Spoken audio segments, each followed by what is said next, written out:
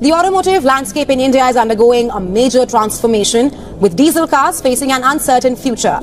The upcoming implementation of Bharat Stage 7 or BS7 emission norms raises the question, is it the end of the road for diesel cars in India? Japanese auto major Honda, which is facing tough time in India, may discontinue its diesel cars in the country.